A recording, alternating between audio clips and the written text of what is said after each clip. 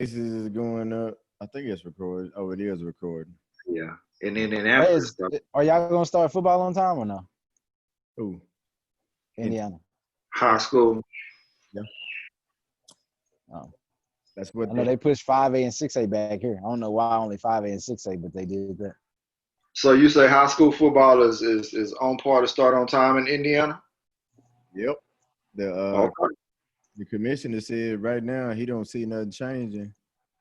Listen, the IHSAA commissioner, he said he don't see nothing changing. I mean, unless they shut the state down, something like that. I don't think they're gonna change that. I think they committed to playing high school football, or I mean, not really. It's not just high school football, but that's what everybody's talking about.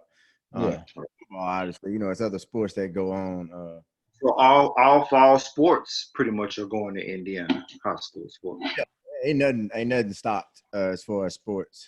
Nothing is stopped. Okay. Okay.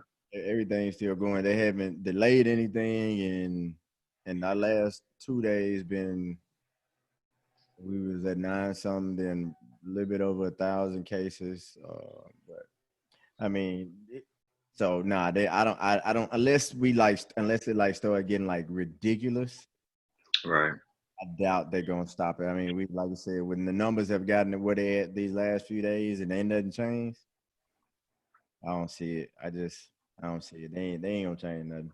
Yeah. I don't know, man. To me, everybody's starting to learn more and more about, I guess, pandemic preparedness and just what all that entails. But it's always important to look at them hospital beds capacity, hospital bed capacity, and then two, I'll be looking at them deaths. You know what I'm saying?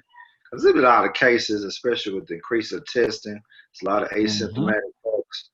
But when people start dying like that, I I mean, mean, it's crazy. Like you hear so many things on so many sides, but like, why is Texas having refrigerated trucks delivered? You know what I'm saying? Like, is that many people dying?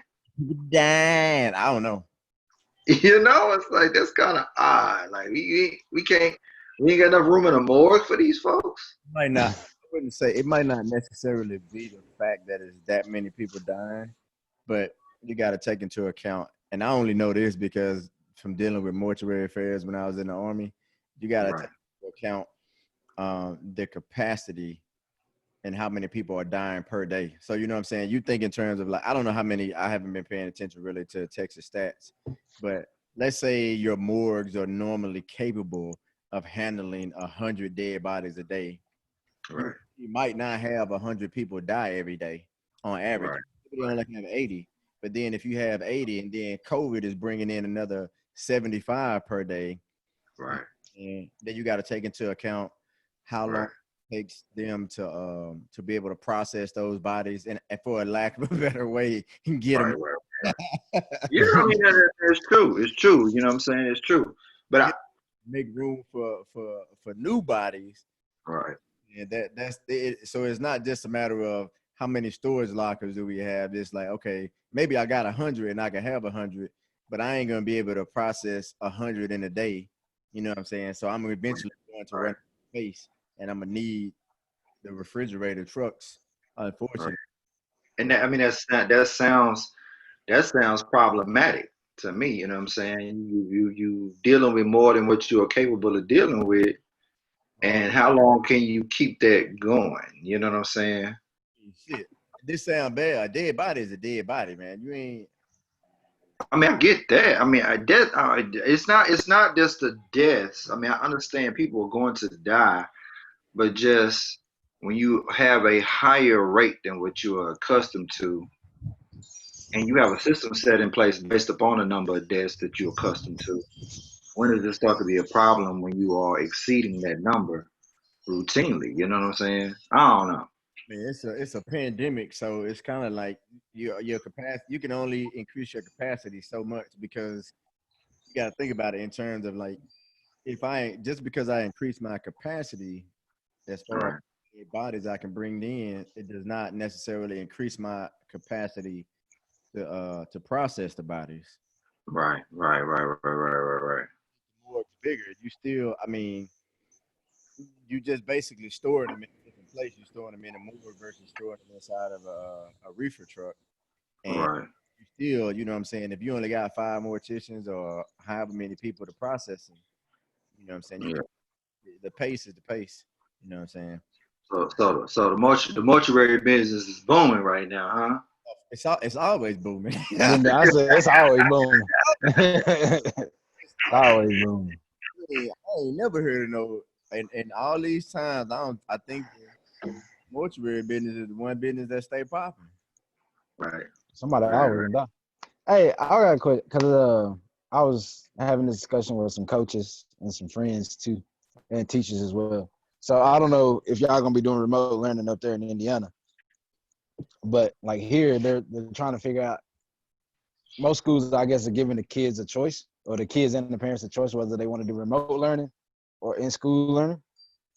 But I guess the discussion right now is like, should they allow, if you choose to do remote learning, should those kids be allowed to participate in extracurricular activities like basketball, football, like UIL events? I don't know, but it sounds I'll be the laugh. It sounds so contradictory. Like you can't go to school, but you go to practice to the game. That's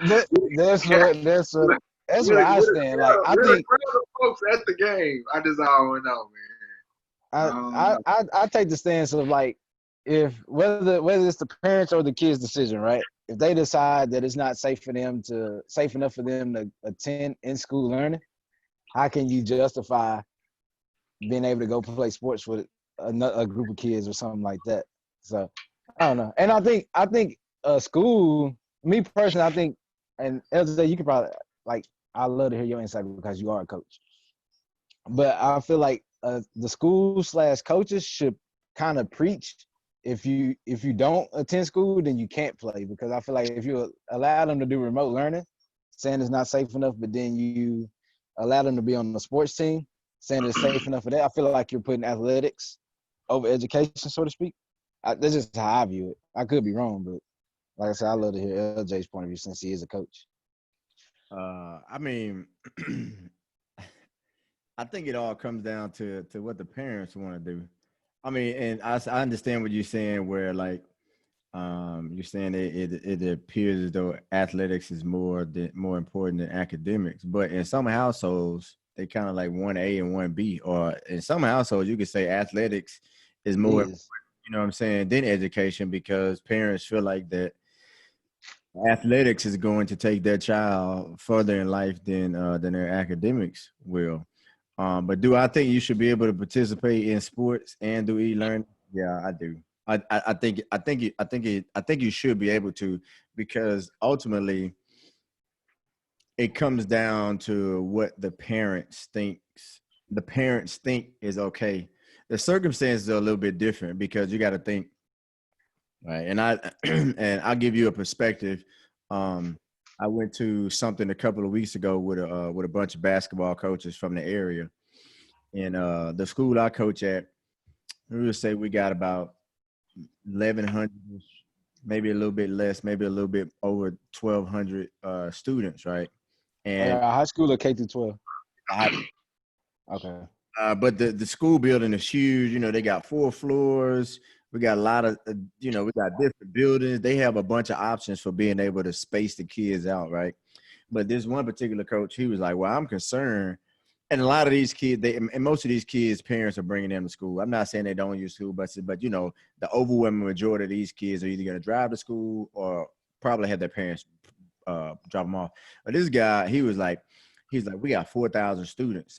He's like, there's no way we can have school. I don't even know how we're going to bus, because I guess they had a large percentage of students that they was bringing to school, or that used the bus system to get to school. So in that situation, I mean, just is if you got 4,000 students, just think if you had a quarter of those, which is what, Brad, you good at math, 1,000, right? If you had 1,000 students on the bus and you're trying to Yeah. social distance, think of how much more money that would cost the district, when in terms of, like, you're gonna probably have to have more drivers, or and you're probably gonna have to have more buses. And he was just saying it was like, he didn't think it was possible. So I think the circumstances are a little bit different, because it's going to be easier to social distance when you got like maybe like 50 kids, you know what I'm saying, on a football field or whatever, and I'm talking about on the team, I should say, then if I'm walking through a hallway with 1,200 or in some of these cases, 4,000 students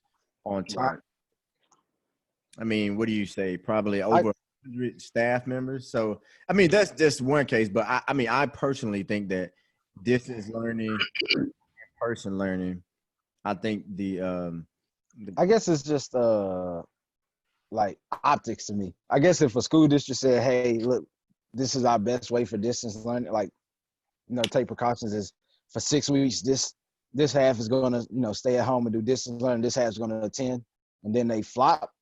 Like it's not necessarily saying you were choosing, but this is the best way for us to I guess handle the situation. Then yeah, I can see, or that student that's being distance learning at that time can participate in sports because it's not really their choice. You know what I'm saying? They're just on that schedule at that time where they're distance learning. So like I said, I guess it's just optics for me because I don't know. I guess the way I look at it, if you choosing that it's not safe enough for you to be at school, how can you choose that it's safe enough to play? I don't know. Yeah. I mean, that's where my mind went initially, but I guess thinking as a parent, my oldest, she's 8. They're gonna do distance learning here at HISD, and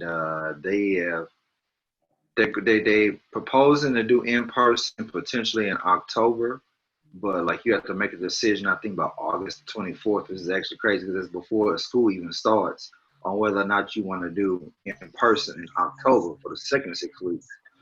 And I'm thinking already ahead that we probably just gonna do distance learning for the first 6 weeks. You know what I'm saying? But like I said, my oldest is 8. She might want to play soccer. I mean, as crazy as it sounds with us doing distance learning, I might be open to her doing that because it's outdoor sport. You know what I'm saying? And we kind of can socially distance better outside than we could say in the gym with a volleyball team or something like that. You know what I'm saying? So I mean, it sounds super weird, and it does sound, contradictory.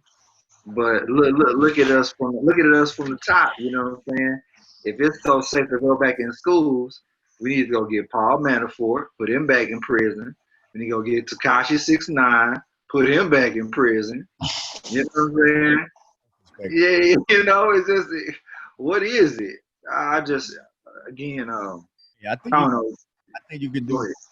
I honestly, I don't have an issue with distance learning and being able to play sports. I just don't. I mean, I think this is under normal circumstances. I probably would disagree with it, but I think because of the circumstances we're in, Yeah. it's probably a solid. It's a solid option, and I think it's one of those things to where because there are so many extenuating circumstances, it's kind of hard to put a blanket over everything. You know what I'm saying? People live with their grandparents, et cetera, et cetera. You got to think like if I go into the school, right? If I go into the school and I'm around 1,000 other kids and there's other adults, et cetera, um, you know, I get so on a let's just say 5A football team, right? How many kids are there in total? Not just varsity, but I'm talking about JV, ninth grade. I would bet a couple of hundred. Yeah, I mean, shit, they gonna be like a college football team. They'll have 100 players on the team. Yeah, that's what I'm saying. So like, I Yeah. guess to the situation you just gave, like they live with their grandparent. How can you? I know there's going to be protocols in place like testing, like temperature testing and stuff like that for these kids. I'm assuming. They probably gonna do periodic COVID testing as that improves, as the turnaround improves with the COVID testing. I would assume that the governing bodies in these different states are implementing, and probably the schools or to their districts are implementing, those COVID scans or whatever they call them, the questionnaires and temperature scans and stuff like that. I would assume at the time that's what they're doing, but I guess like what I'm asking is, how does that differ from going into school? Like the same protocols are going to be in place, I would assume, right? Well, I mean, like LJ was saying, and I didn't think about the aspect of it. you probably do pose more of a danger being inside of a school as opposed to a sporting event because there is, I'm you know, sure. more people. And then too, another thing, Malcolm, is probably like the amount of time too. You're spending 6, 7, 8 hours inside of a school building as opposed to, 2, maybe 3 hours at a sporting event. Like I said again, the football, I mean, we can use it as an example. It is at least an outdoor sport, so you can have a little better airflow because you're outside. I would think Right. the chances of spreading probably will lessen. By how much, I don't know. I'm not Dr. Fauci, but one would think. you I know think the one thing to consider when you talk about sports is there has been places across not just in the U.S. but across the world to where they've shown that you can play sports successfully without transmitting. I mean, I wouldn't say without transmitting it, but you can play sports successfully. Now, football is the only one that hasn't been tested, but there's been tennis, there's been golf, there's been basketball going on right now, there's been baseball going on. Baseball just starting over here in the States, but obviously there's been Korean. Yeah. organization, there's been going on. Like I'm not doubting that. Like I'm not doubting you can't successfully play a sport at all. I guess to me is not the message, it's the messenger. Like I feel like if the school, I say it's optics, I guess. If the school was saying, hey, this is how we're gonna do it for 6 weeks, this group goes home and does this learning, and then this group is in class for that 6 weeks to help minimize, I guess, the risk, but all of them are able to play in sports. I guess I would probably be okay with it, but because, like I said, then the parents and kids don't have a choice. You know what I mean? Think about the kids too. What'd you say? I said, think about the kids too. At the end of the day, to me, everything is about the kids and what's in the best interest of the kids, right? Mm-hmm. I think that it is in the best interest of the kids to where the sport should be available as long as it can be done within the guidelines of the healthcare professionals and what they recommend. And I think it should be available um, to a lot of these kids because a lot of these kids, they need the opportunity. And I'm not even talking about like disadvantaged kids who, if they don't go to school, they don't go to sports because of the athletic scholarship, they're not going. I'm just talking about kids, period. It's kids in all different levels of income that are going to be able to play sports in college. And this last year that they may be having is very important to them. And their parents still might say, hey, it's not worth it. But that's this, man. I think the option should be available. But the crazy part, the one thing I don't like that I'm seeing up here is everybody doing their own thing. That frustrates me a little bit in terms of like you got one Okay. district, doing one thing, another school district doing something totally different, and everybody. I mean, like some things I can understand, because everybody's resourcing situation is a little bit different. So Mm-hmm. one school district may be totally equipped to be extremely successful doing distance learning, versus another school district. Maybe for a short period of time they can get by with it, but over the long haul, it's going to have a negative impact on their education. But up here, it's kind of like it's I think that's what pissed me off with the UIL. I shouldn't say I wasn't that mad, but like frustrated, I guess. So I hate to keep harping on football, but they came out and they said classes 1 through 4A are going to start on time. The season's going to start on time and everything like that. But classes 5A and 6A, they season gets pushed back to like September 8th or something like that. So I don't understand. And they didn't, from what I recall, they didn't really give a reasoning for it. So I don't understand why these bigger schools are having their seasons pushed back. Are you saying it's not safe enough for the bigger schools, but it's safe enough for the smaller schools, even though 4A is still pretty big? So, like you said, in Indiana, it seems like they're doing their own thing. Maybe they're It's thinking. like, Maybe they're thinking because the attendance size is so large, then that the well, what does that do participants. with football though? Because I would assume a 5A school and a 4A school is going to have roughly the same amount of players. Maybe, I mean, the 5A school maybe have Well, what no, no, no. 20 or 20, maybe 20, 30 more football players.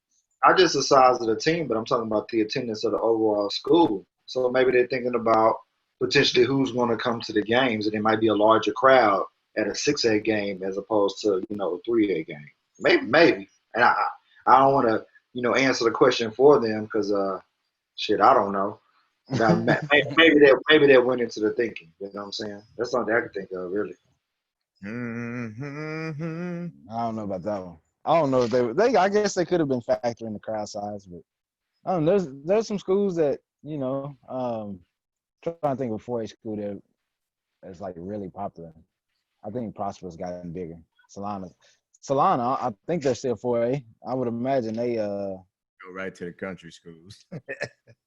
it's a one time. That's your 4A schools are probably gonna be mostly one school towns. You know what I'm saying? Like Right. Yeah. I Yeah. mean, You have a pretty large following, and everybody in the town goes to the game. You know what I'm saying? I was just like, Corsicana, Waxahachie, like, and it's teams like that. You know what I'm saying? That's pretty big, and there's only one school there. Right. I don't know. What it didn't make sense to me. What other topic we got, LJ? The bubble, back to the bubbles, back to the bubbles. Or the Magic City when you want a bubble break. But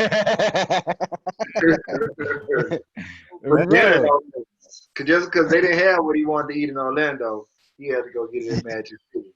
Yeah, go get some chicken strips. Right, come on. Bro. So what was the purpose of him leaving? For people that don't know who the hell we talking about Lou Williams. But what was the purpose of him leaving? He went to like personal reasons. I don't know. What did he give a statement, LJ? I don't know. I didn't. But they said he left for a specific reason. Like it was announced, an excused reason why he was leaving. Then Jack Harlow posting pictures of him in the strip club and they chilling with their mask on. He got the new NBA issue mask on in the strip club. Yeah, you can't even say this is from last year. I don't know why. LJ, you know why he left the team? I know Patrick Beverly left the team too, though. I saw something that said it might have been related to like a funeral or something like that. Somebody, I don't know how close the person might have been to him, but that's I think I saw something where either he put it up. They said he put it up, or he was in a picture or something, and it said like R.I.P. somebody. I can't remember the name, and I don't want to. Okay. I was about to say, man. Now, I mean that's legitimate. He could have went to a funeral and then, since he was in town, go get his favorite chicken strips. Bro, but you gotta be smarter than that. But if he falsely said it was a funeral and he used that to get some chicken strips, like that's the ultimate sin, bro. So you can immediately go to church and do something like that, man. That's what you do back in your younger days when you first started working, bro, and you stayed out too long. You had to find an excuse not to make it to work. I'm still gonna be that employer say, man, bring me that obituary then. If it's a real funeral, you gotta make a copy. Keep it in his file. Oh man. But bro, the Clippers have lost like you said, Lou Williams, Montrezl Harrell, Beverly. Patrick Beverly. That's the all-star squad right there. I want to say either Shamit or Morris left, or they were late getting the whole bench mob gone. It ain't pretty much, bro. They'll be back, but I'm just saying everybody you just named are critical players on their second unit. They still load managing. Is what they're doing. They still load managing. Probably. I mean, if you like the Rockets, go ahead and get that COVID out the way. You know what I'm saying? Westbrook and Harden gone test positive, gone quarantine, get it done early part of the season. I'm joking, but I don't know, man. What's your thoughts on the bubble so far, LJ? The worst part of the Lou Will. Can y'all hear me okay? Because my thing ain't. Yeah, it seems like it go out a little bit every once in a while. Yeah, when that little low. Because I'm looking at the thing, and sometimes the mic picking up, and sometimes it ain't. Okay. I don't know. It don't look like my mic working all that good today. All right, it's working now. Anyway, the crazy part about the Lou Will thing is, boy, sometimes Be the people closest to you that do you the dirtiest. He take a picture and put your come on, and that's He tagged him. He had a mask on. that's He ain't have one. to tag him.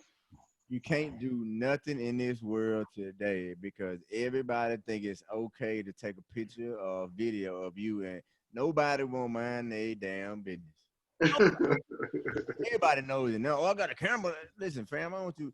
But I think the bubble has been working out pretty good for the NBA. I mean, I think the purpose of that they were hoping for it to serve, which is to be able to get their players in there, figure out who got it, quarantine them, test often, and be able to put players and coaches and staff members and all the people that are inside the bubble related to this NBA season inside the bubble and keep them safe and keep COVID out. I think so far they've been doing a I'm great. gonna say I mean, it's I been, thought I read an article. It said they had was it zero tested positive one day? Like they had zero players. yeah, Yeah, they Positive. had like a little stretch of days where they had zero positive. I mean, I think they still might be at that current streak. I haven't heard about anybody tested positive in the NBA for quite a little bit. no. So I think the bubble, as far as what they're trying to do, just the purpose in general of the bubble, is working perfectly. Well, I We shouldn't say we been we working. didn't talk about the enforcer. You know they got the enforcer, the league enforcer of all the rules, right? You know what that is, huh?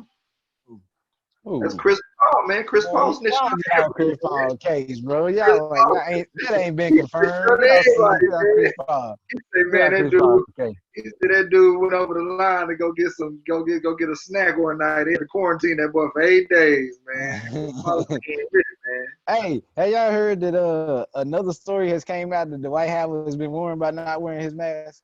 man. Yeah, Yeesh. I seen that. I seen Dog, he the man.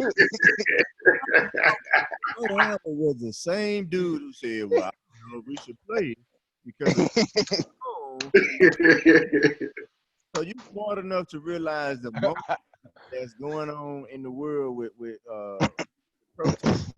You ain't smart enough to realize you should wear a mask. Like you can't be that stupid. Actually, he can be. I mean, History has told us that he yeah, can be. I shouldn't have. Yeah, if we the safe. It don't matter whether you. It's just like this is how the stupidity I would equate it with. If you in Afghanistan and you in the army and say, "Oh, we're on the military base. I'm not gonna carry my weapon," and I'm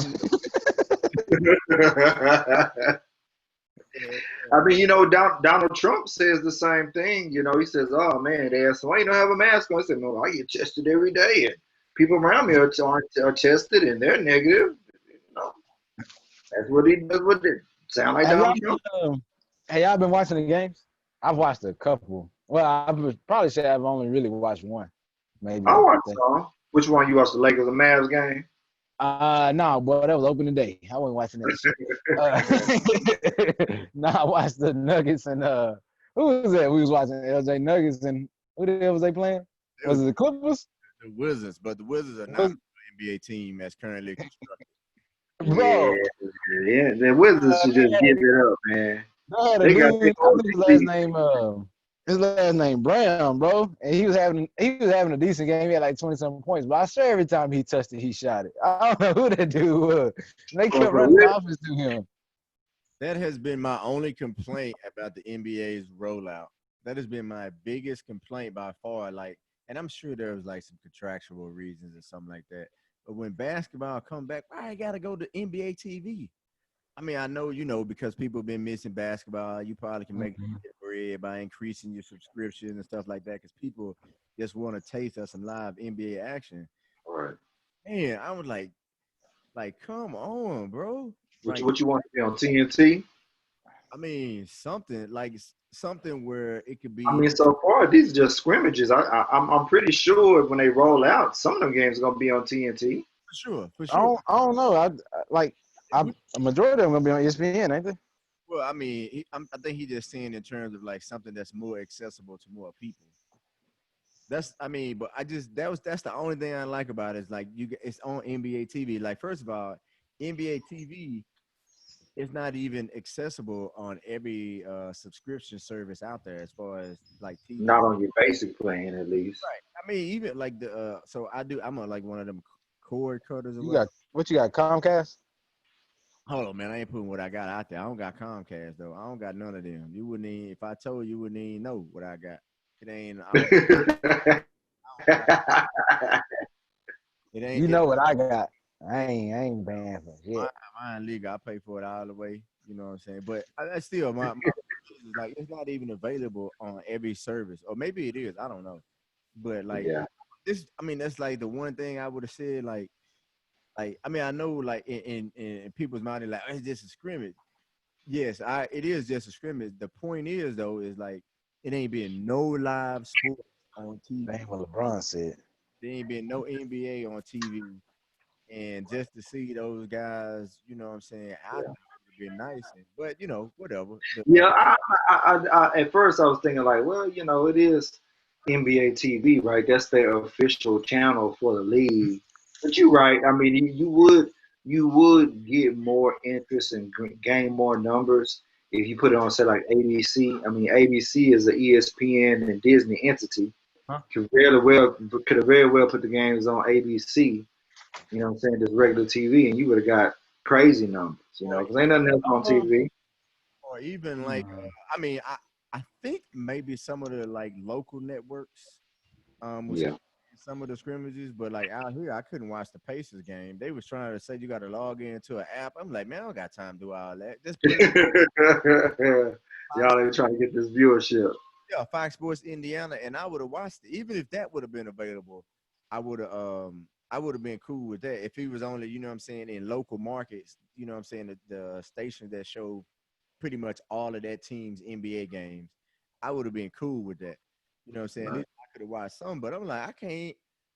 I mean, the only thing I've seen is like highlights, and everybody talking about bowl. Bro, he was out there Yeah, jacking. I didn't see the game. I had somebody tell me like, yeah, man, he was Bro. out there, man. He playing defense, hitting jumpers. I mean, he He was out there played 11 jacking. games in Oregon too. But I don't know, bro. Bro, he was out there shooting more threes than Kevin Durant, dog. Like he was out there Apparently, jacking. that's his game, man. Hey, that's America's game now.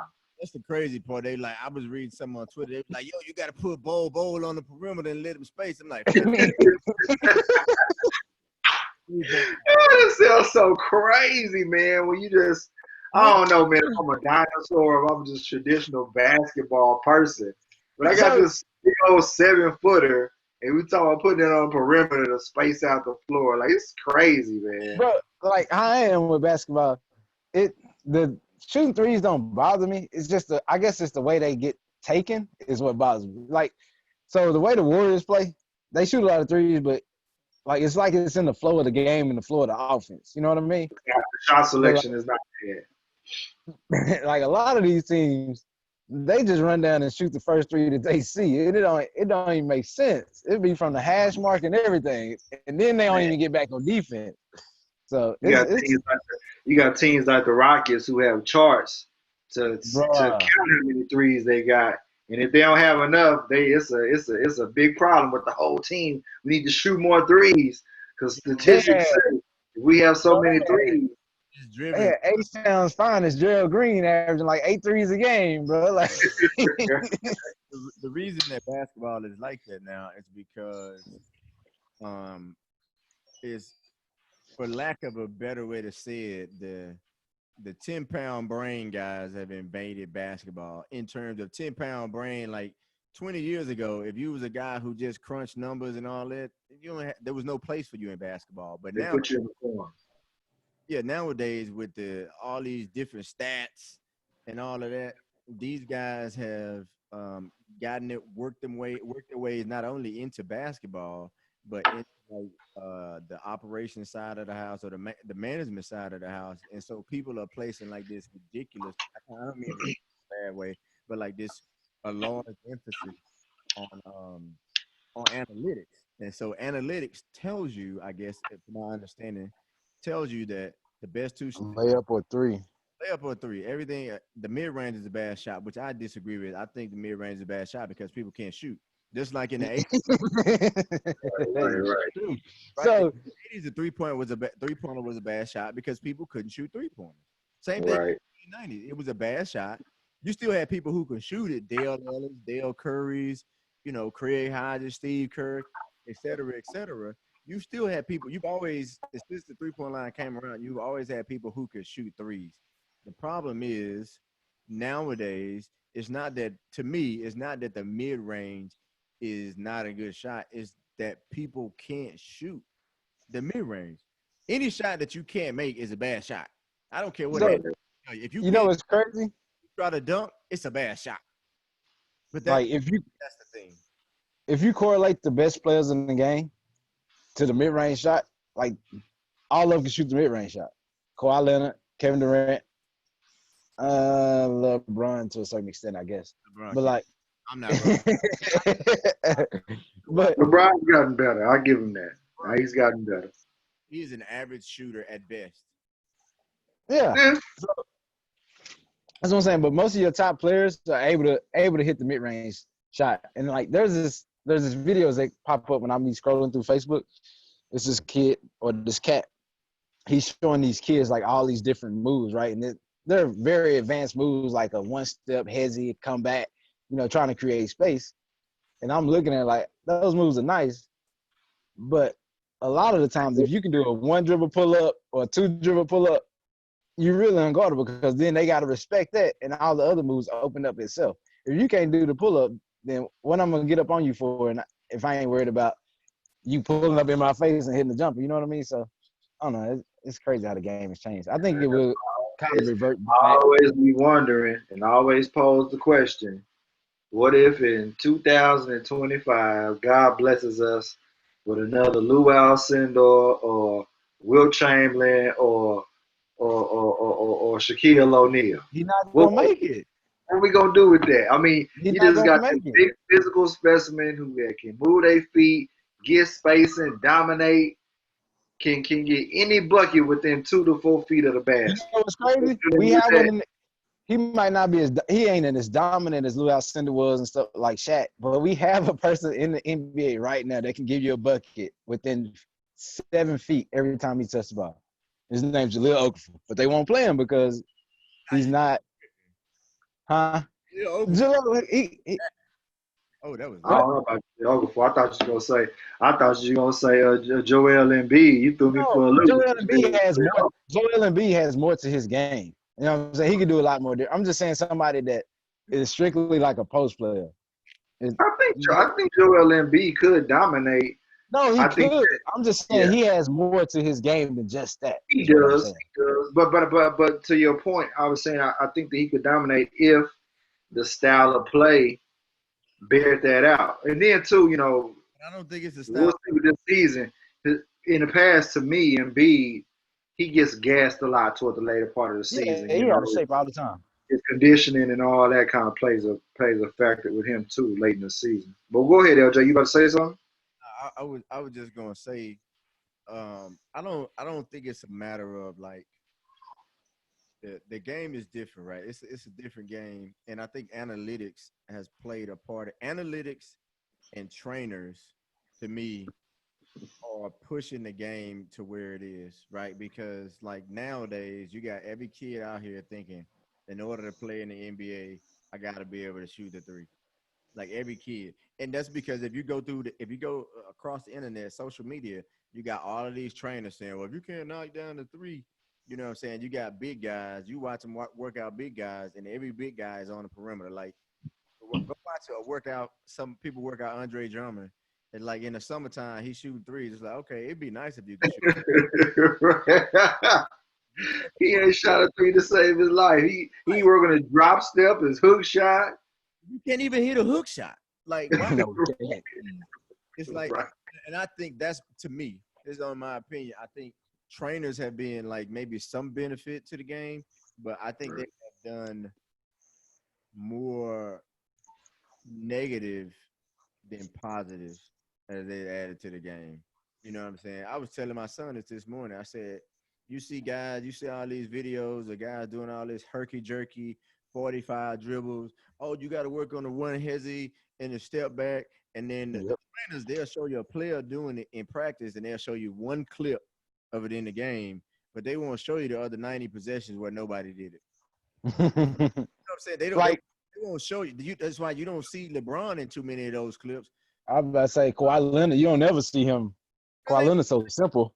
Because you ain't, I mean, because the simple works. And I think to address what Greg was saying, I think if another big man came in that was good, I mean, they would, he would be down. A lot of those guys aren't dominant enough on the inside to, I wouldn't say require a coach to be able um, to require a coach to be able to play you, to run the offense through you. They're not dominant enough on the inside. So it's like if you're a 5 or a 4 who can play with your back to the basket, are you good enough to where I can run my offense through you, but 2, maybe deal with the potentially the defensive liability that you are in terms of, traditionally back to the basket bigs are a little bit slower. Slower, yeah. Perimeter very well. They're probably not going to close out on 3-point shooters very well, and they may not be very good in the pick and roll. Which now, for whatever reason, the NBA is very high in pick and roll. So I think there's other factors, but a lot of them they just aren't good because So they're being told by trainers as they come up, oh, you got to be able to play on the perimeter because that's where the game is. Yes, no, maybe so. like I have I guess I could think of 2 instances. Do you think the personnel around them matters too, and the coach? Because and today you got Joel Embiid, right? Which I think we all agree he can be dominant in the post, right? But it seems like either the game doesn't want to, or Philly is unable to figure out how to utilize him in the post and be able to use Ben Simmons effectively. And then if you go back a couple years, you have Chris Bosh. Chris Bosh was known in Toronto as a guy that could dominate in the post, right? And then when he got to Miami, he kind of played that role the first year, and then they was like, well, in order for LeBron and D Wade to be effective, we need to kind of move him more to the perimeter. And as you saw, his game got more perimeter oriented. He wasn't in the post as much. So do you think it's more so that the coaches are having a hard time figuring out how to be able to use these post players and still be able to do what they want to do? Or is it just honestly, I just think it just comes down to guys just aren't good enough. So I'm saying, I guess even in terms of first part of that question would be: Is Chris Bosh good enough, and is Joel Embiid good enough? I guess is what I'm asking. In the situation that Chris Bosh was in, he's not good enough. Like in a situation in Miami, he's not good enough for you to build your offense around him. You have to build your offense around Dwayne Wade and LeBron James and play to their strengths versus playing to Chris Bosh's strengths. So he got a better chance of winning. You got a better chance of winning with those 2. Well, I mean, they're better players than he was. So he has to adjust to them as opposed to vice versa. As far as Philly goes, I think the problem in Philly I wouldn't even call it a problem. I think the thing with Philly is it's more so the player than it is the system. Like I think Philly wants Joel Embiid to play inside, right? But Joel Embiid, when he works out in the summer and when he works with his trainer, who Drew Hanlon is, I've seen, I think he's a pretty good trainer, but he's one of those trainers who thinks that, if you're big, you still got to be able to shoot the 3. He thinks this is where the game is going. So right. He makes Joel incorporate being able to knock down a 3. And maybe that's what Philly wants him to be able to do too, right, is be able to knock down a 3. So maybe they don't want him to just be a strictly back to the basket player, but you can absolutely build an offense around, even with what's-his-face's limitations. And you can win championships like that, right? It's just if you just go from the high school level on up, sports and basketball and football in particular tends to be very copycat, right? Is anybody still working with Hakeem? I ain't heard nobody say they spent the summer with Hakeem lately yet. He got hired by the Rockets, so nobody can. Nobody can work with me. Yeah, he's an employee of the Rockets now. So, which they were smart to do that. So I'm pretty sure he didn't want to do that the whole time, but they wasn't paying him no money. But then when Kobe and LeBron came and seen him, and their games jumped to another level, then I think Rockets ownership was kind of Well, like, all right, let's go ahead and pay he got a player Hakeem. on his, they got a player on this team that can use a post mover too. Maybe he Man, want to what's get him in the gym.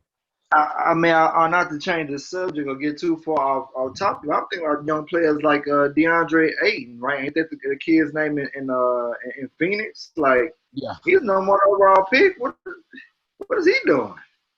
he's in Phoenix. It's, like Charles Barkley say, the nachos are cold, the hot dogs are terrible. I mean, I know Devin Booker is who they focusing on and who they want to make happy, but I mean, this kid Man, was no more overall pick. He also, is he a franchise player? he also got suspended for Booker. 5 games. I think 25. Yeah, he did. He got suspended. Who Is did? Devin Booker a franchise player? Aiden. For what? For PEDs? Yeah, Sometime during his Okay. but is Is Devin Booker a Booker? franchise player? Yeah, I don't know about that one, bro. I mean, he's had some incredible moments. LJ say you can't be counting moments. Yeah, I mean, like I was gonna make a comparison to Klay Thompson, but Klay Thompson played defense, man. You know what I'm saying? Klay Thompson one of the best defensive players in the league. I don't really know about that for Devin Booker, man. I mean, he got the 60-point game. He's super young. Obviously, he can shoot. He can score. What else does he do, though? I want my franchise player to be more than one-dimensional. I mean, he's a scorer and he can shoot. That's cool. But what else does he do? That's just my question. Is he a franchise player? I think it depends on your definition of franchise player. That's what I would. All right, so I will say, not every team's gonna have a franchise player. I'll start there. Obviously, every team's gonna have their best player, but that don't mean they're a franchise player. I think for a franchise player, it's almost equivalent to what a superstar is. A person that's gonna fill the seats every night. A person that is going to be, I guess, in the MVP discussion, and can lead their teams to victory and make the players around them better. It ain't about 5 of them in the NBA. Maybe 7. It ain't, I mean, it ain't that many of them in the NBA. Because I guess to give you like a comparison, Paul George is a great player, but I don't think he's a franchise player. If that makes sense. If that gives you like a point of reference. I would. Different. I think Paul George is a franchise player. Okay. I mean, you just listed like I guess 3 components, Malcolm. Right? You said makes teammates play better, can fill the seats in the stadium, and what else you said? You said something else too. MVP discussion. Right, MVP decision. So does the person need to meet all 3 in order to be a franchise player? Probably, I 2 would say to at 3? least 2 to 3. I would say 2 probably at to least 2 3? to 3. Yeah. Paul George didn't meet 2 to 3? Is people really? All right. So what? Does he make his players better? Paul George Does in he make his Indiana. players better? Yes, he does. That part I don't know, but I know he was in the MVP talks, Okay. and he did fill the stadium. I'll give him that. I don't know if he makes his players better. That's kind of my one knock on him. So I don't know. I think it's more than 7 franchise So players. I guess all right. Yeah. So your fill the stadium thing, right? Wednesday night,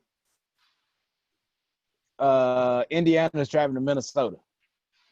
How many fans are in the stands because the Pacers are coming through and Paul George is there? But again, I'm saying there's only a handful of guys that people are coming to see. Like, No, I get what I'm saying. Greg said he fills the stadium. That's why I was just asking Greg. I think you get. I You think it's gonna be a nice crowd? You think it'll be a nice crowd? I think so. people. What else? I mean, not to knock Minnesota, but I what else? was just choosing a random. I was just choosing a I team get that normally doesn't, I get pack it out every night. I mean, clearly they're not coming to see the Timberwolves. So if they're going to the game, they're going to check out Paul George because he's in town. So I think so. I think there's more than 7 though. I don't think Orlando has a franchise player on their team. Hell no. I mean, all the 22 teams in the bubble don't have franchise players. You don't think the Wizards are in the bubble, right? Are the Wizards in the bubble? Yeah, they're in the Okay. The Wizards are in the bubble. But they are in the bubble. But if you were to consider one or two of their best players a franchise player, he is not there. Whichever one you want to talk about, neither one of them is there. So I was gonna say, if they were healthy, you don't think? I don't think either one of those guys are franchise players. Yeah, you might be right. I don't know. I'm just still thinking like. But I like Bradley Beal, but I don't think Bradley Beal's a franchise player. No. I want y'all all to be one, but I don't know.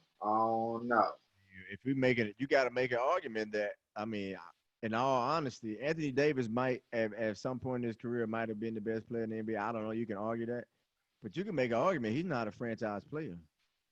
Anthony Davis? I think so. I know for damn sure the Lakers are. So I guess, LJ, what's your definition of a franchise player?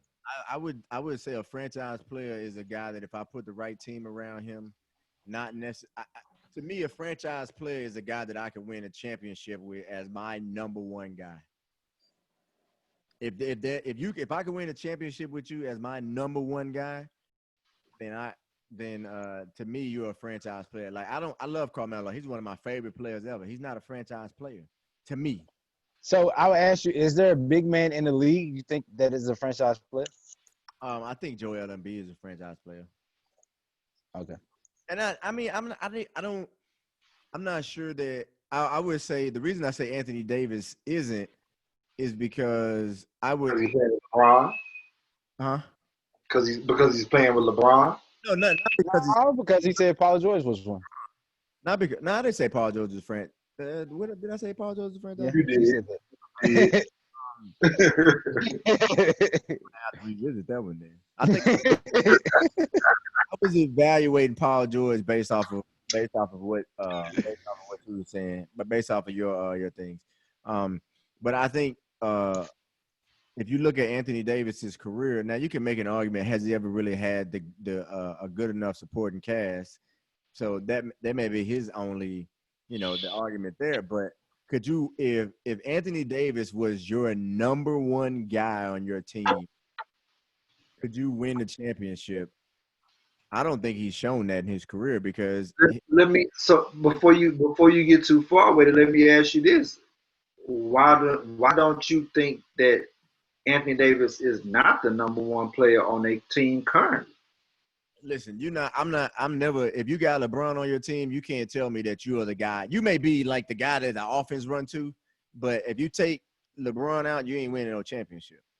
You took Anthony Davis away from that team last year, and they were not good at all. Okay, but I mean, I'm not saying that the Lakers would be good without Anthony Davis, but LeBron clearly is a franchise player. I mean, I agree, but if you listen to interviews with Rich Paul, if you listen to interviews, they say they run the offense through Anthony Davis. That don't necessarily mean he's the best player. Nah, if you listen to interviews with Rich Paul, and if you listen to interviews with Lakers ownership and management, they consider Anthony Davis their number one player in priority. But what I'm saying, that's because he on his last year of his contract. They trying to get him to resign. Maybe. I just don't. To me, there's only a handful of guys. There's not a ton of guys that you can say, hey, if this guy's our number one player, regardless of I don't necessarily have to say, oh, I gotta have 1,001 other superstars with him in order to be. That's everybody in the NBA today. It ain't most of the players. It ain't everybody. Kawhi. Do you think? Okay, is James Harden a franchise player? Kawhi didn't sign that contract until that trade was pulled. No, you talking about what has currently existed. He didn't have. It wasn't like that in Toronto. They won a championship with Kawhi as their guy. They won a championship. I get that. Yeah. It's like there's not a lot of guys. There's only a handful of guys in the NBA that you can do that with. Do you feel like James Harden one of those players? James Harden it's I don't James think Harden would have been one already, right? I mean, he blew a lead against I against thought the. you said he won one already. I'm just saying they had the lead. They had the lead on the Warriors. With Kevin Durant was healthy with the Warriors. They blew it. You know what I'm I saying? guess They you can blew say it. Chris Paul got hurt. that's a James Yeah. is a tough one for me. Yeah, okay. He I is feel you. he is a tough one for me. I'm not gonna say he's. I guess what I will say is I view James Harden differently than most people do. I'm not gonna say he's not great or anything like that. I'm just not as high on him as a lot of other people are. That's all I'll say. Yeah. I mean, when I talk to some of my friends here, of course, in Houston, I sound like a hater because I'm not all in on Yeah, James and I'm Harden. not trying to sound like a hater. It's just Right. that like But it's they, just they the give reality. me his numbers, but he literally touches the ball With that every style of possession. play, with that style of play, you're going to have to show me. You know what I'm Like saying? Because when your team averaging 20 assists a game, and he has 12 of them, what does that mean? It's just, like he dribbles until he passes and somebody you shoots got it. to show me, man. Because from what I've seen in all my years of watching basketball, which is over 30 years now, uh, that style of play is never won. His coach has had a certain style of play that he likes, and he's never won. So until I see him win, I just don't see it, being a winning formula. But I mean, he's one of the best players of all time. You can't take that away from him. Uh, I mean, yeah, I mean he literally is like he's as far as 1-on-1, just mano a mano, just a good basketball player. Dude's great. You know what I'm saying? But he's a his teams, him going to the next level, he's a hard I just can't see it, man. if you ask me as a coach, would I want him on my team? I would if I had the like 5 picks, he would probably not be in my top 5 players that I would pick. And In that's today's game, yeah, and it's not because of his talent, because obviously he can score the yeah, basket. It's exactly. more so of like You have a hard time fitting him into your system. right. I'm not sure, but he's always said. I mean, I've heard him say, "Listen, I don't want to play like this." So I don't know if I think he can. He can if he could play a different. That sounds like a cry for help. It may, yeah, probably is. If he could play a different way, and I knew he could play a different way, then obviously you would have to take his scoring abilities into consideration. But So guess why we on Harden? What kind of help does he need? If you could join him with another big time player, which he's played with some, but if you could put him with I any don't think other, it's the. I who don't would he even play know if with? it's the. I don't even know if it's the personnel, bro. It's probably more so scheme or strategy, however you want to call it. Because before when he was with OKC, obviously he was a sixth man, but he played off the ball a lot. You know what I'm saying? Because you had Westbrook and you had Durant, and he was He had effective. a different scheme. He had a different scheme in Houston when he was playing He under was McHale. effective at. He was doing Um, the same thing when McHale was here. yeah, so I like to LJ's point. I think he can play a different way. I mean, but I would say the Oklahoma City situation is different because he was not considered to be their best No, player. he wasn't. He wasn't the James Harden that we know So the today. system he was in was not designed to highlight his talents, even though when he ran more pick and roll then. But I mean that's my hardest part is like I just don't know if he could fit in with that. Like, as Houston is currently constructed, it's probably great for him. He can do a lot of one-on-one.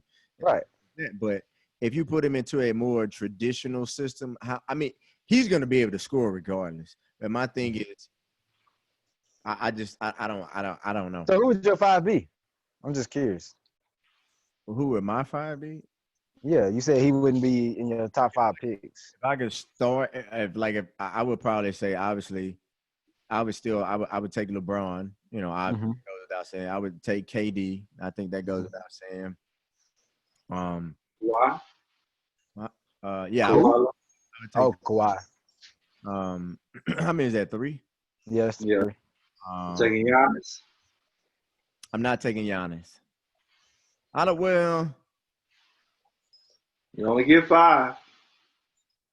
And I don't want you to confuse this as like your starting 5, but you said like your 5 people that you would start a franchise Yeah, with. it ain't gotta be positional, just your 5 best players. I'm gonna take Steph Curry. Okay. Okay. Ooh, that 5th one is a tough one for me. The 5th one is hard, man, because there's so many. I really, and I know people are probably thinking, how could you not put Giannis in there?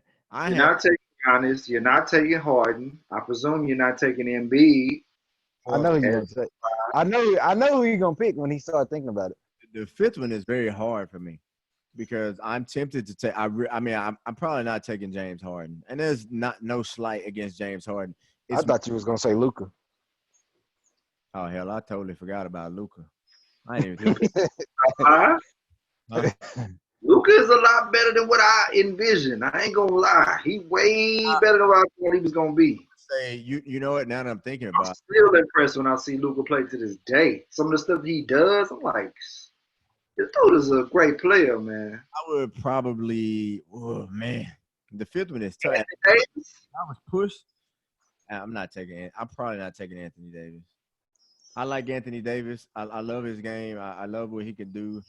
But I think my 5th player is what probably would be. It probably would be Luca. And look at it. You have to look at it from my perspective. I like players. I like players who can do a bunch of things. That's how I was gonna say. Luka can do a lot. That's where I come from with it, right? And so I'm trying to think about offensively. I don't think there's anything that he can't do offensively. that's my thing. I like guys who can do a bunch of things. And if Giannis were like, I think of what is Giannis really good at except for being big and athletic. He's a pretty good passer. He's a good passer. Yeah, I mean he's no Luka, he's no LeBron, but he's a decent passer. I'll give him that. He's a pretty good playmaker. And I think like that's where I mean that just in terms of like what I value from a coaching perspective. Like Giannis is a great player. I'm not taking nothing away from any of those other guys, but I'm thinking in terms of like, hey, who would I if I could start something like who am I gonna have the best chance of building like a more the variables outside of that player can be a little bit different and I can still get similar or the same amount of success. And I don't think Giannis is one of those players where you can change some variables and have similar success with him because his skill set is gonna sound terrible, but his offensive skill set is so limited. That's gonna sound. It is limited. So I think our 5 would probably be the same. But I'm curious to know why you put Steph in there. Even though I would too, but I'm just curious to know why. I know what it is because the shooting attribute is just so much greater than everybody else's. He has some deficiencies, but his ability to shoot is so good that it masks everything else. Like that's something that you always have to account for.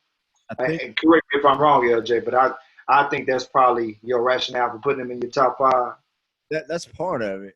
But I think just the overall type of player that he is, that you can literally bring in. I think this is just from the outside, from my perspective. I think you can literally bring in anybody, and they can play with Steph Curry, just because of the type of his greatness and his ability to shoot, but his like personality as a leader. Like you could bring in Luka Doncic, or however you pronounce his last name, and say he could be better than Steph Curry, and Steph Curry would be like, cool, I'm still gonna get 25.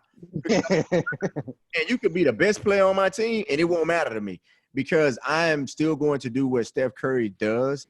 And because of my skill set, regardless of whether I'm hitting or not, your defense is going to have to pay like a ridiculous amount of attention to me. And on, I don't think he gets an I am That kind of explanation that validates or explains why James Harden is not in your top five because he's the exact opposite. If and things aren't going his way, he not gonna run on defense. He not gonna hustle that harder. He and gonna cry to the media about this player not, being his friend or whatever. So I like guys that regardless of how great they are, they can impact the game without scoring. Right. So if LeBron is having it, if LeBron can't throw a rock in the ocean, he's still LeBron. I mean, and James Harden is still James Harden, but because he is like so ball dominant and everything he does relies off of like everybody else being able to score is a lot of like PJ Tucker being a people thinking what PJ Tucker is sort of revolves around James Harden. But I just like Steph Curry is more than comfortable passing the ball and being a damn good screener. right. You know what I mean? Like those guys can do so many other, and I think Giannis is one of those guys who's capable of doing that. But like if I get in a half court game, I'm thinking, like, what am I gonna screen for Giannis to do? Right. It ain't no put up jumper coming.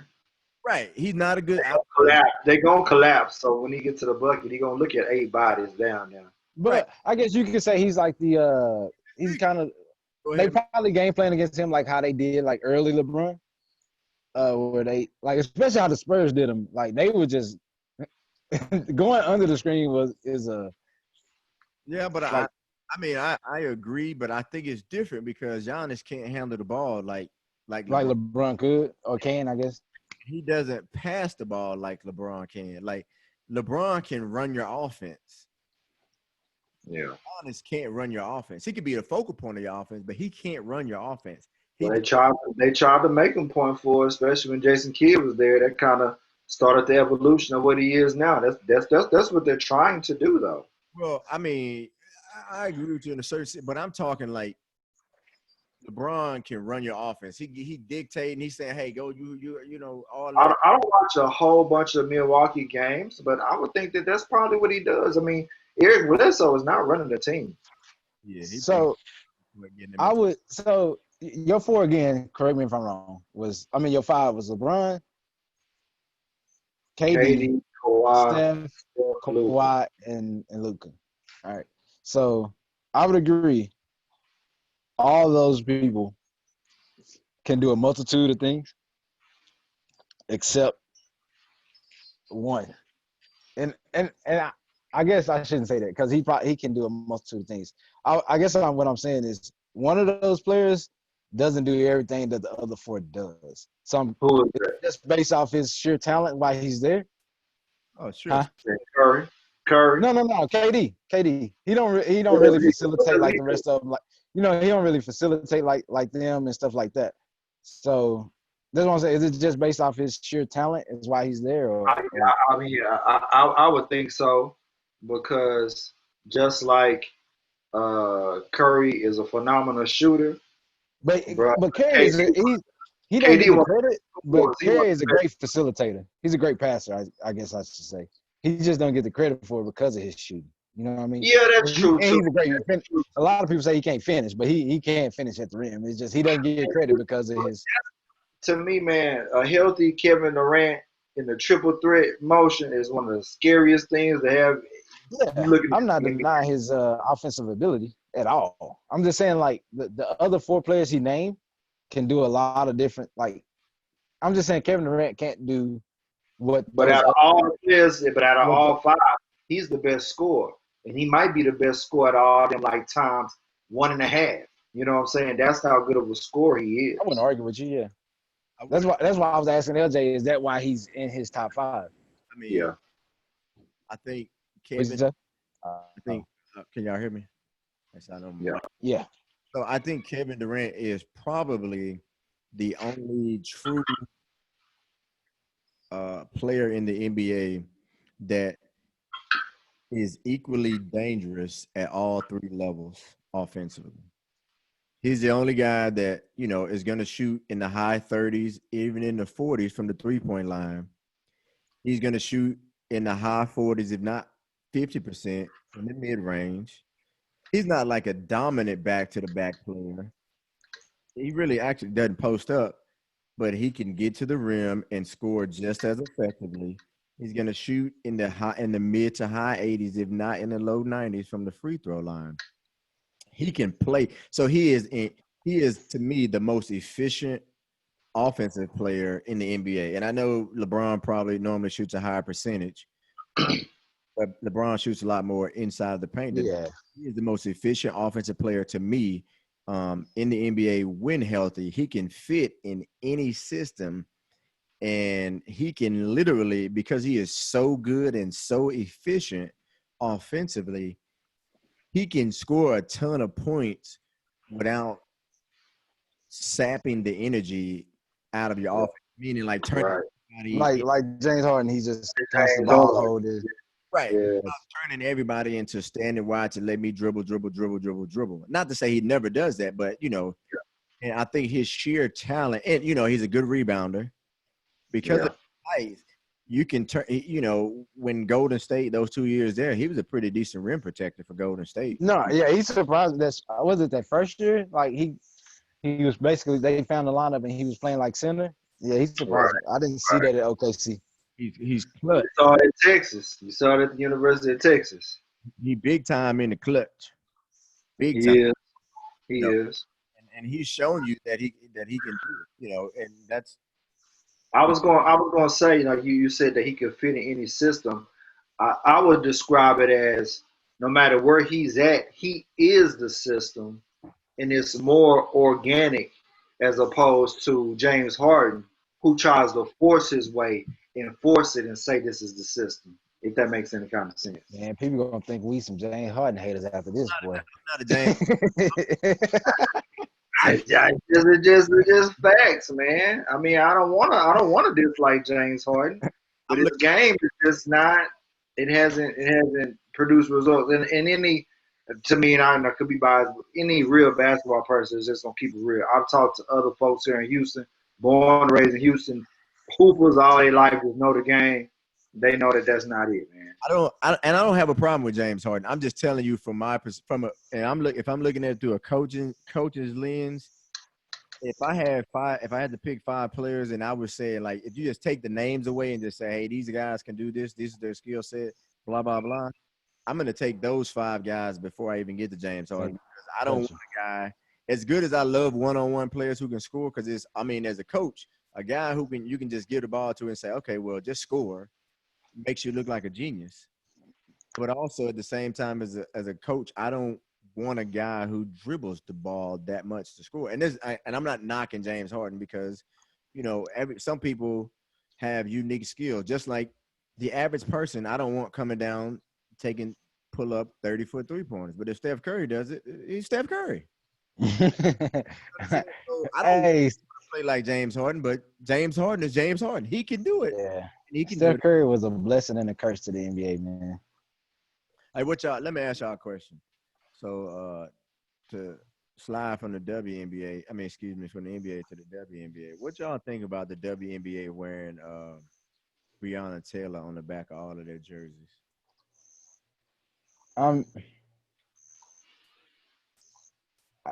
I guess it's similar. Is it similar to what the NBA is doing, but a little bit more specific? I would distinguish it because WNBA, go ahead. Hold on. What'd you say, AJ? So the WNBA players, they still have their last name on the jerseys. So Okay. they have their last name, and then like underneath the last name, they all. It says Breonna. I think I watched like maybe 3 games. They all have Breonna Taylor. I think that's the only name that they're going with is Breonna Taylor. But go ahead, Greg. I just wanted to explain that. Well, yeah, I was going to say I think that it's distinguishable from what the NBA has done. I know, with George Floyd, and even before George Floyd, with the whole Eric Garner thing, they were wearing the I Can't Breathe T-shirts. I think the WNBA is probably bringing more focus to this case because it was a woman that died. And traditionally, with these cases of police brutality and just issues with Black Lives Matter, the issues that surrounding around cases with women, tend to go to the back burner and they don't really get highlighted. So I think just generally the consensus is all around the country. It's been a big push with the Breonna Taylor case because it's been largely forgotten. So I think because it was a woman victim and they are a women's league, I think that's why they are doing that. You know, I get it. I mean, you know, Uh, I think it's a good. You know, of course, y'all think I'm so militant. I don't believe so. But anytime you can use your platform to highlight something like that, I think it's a good thing. So I'm cool with it. I'm cool with HBCU God. it. No, Sir. um, I don't have a problem with it. So, question: is the Atlanta team doing it? Everybody's doing it. I haven't seen it. I haven't seen them play, so I don't know. I did for all the games that I've seen, all the players, and I think, like Greg said, I think it's just like something that they have decided as a league. Like the Or Okay, players because are you know Atlanta. I asked that because the owner of Atlanta she mad at the Black Lives Matter thing, so I was She just must be seeing mad if at her whole team. She must I be mad at the whole team, man. don't know. I think it's dope. Like you said, I think part of the reason they're doing it is because she is a woman and it's a women's league and they're trying to bring light to it. I was reading something earlier. I know I didn't know this, but unless I just read it wrong, like the Say Their Names campaign is strictly for like the women victims. I didn't know that, but Yeah, yeah.